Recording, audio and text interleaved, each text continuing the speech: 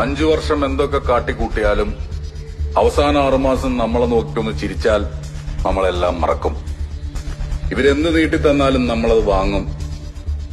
നമ്മുടെ ഈ മറവിയാണ് ഈ നാടിന്റെ ശാപം.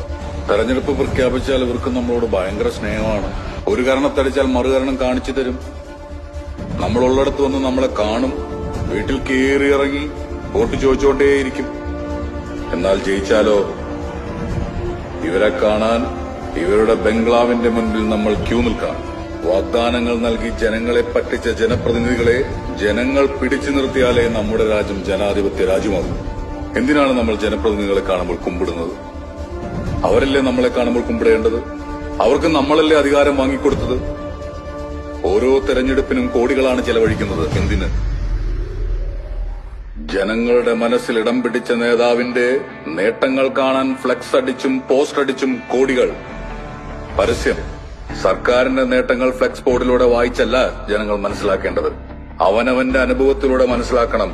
അവർ എന്ത് ചെയ്തു, അവർ നമുക്കെന്ത് ചെയ്തു.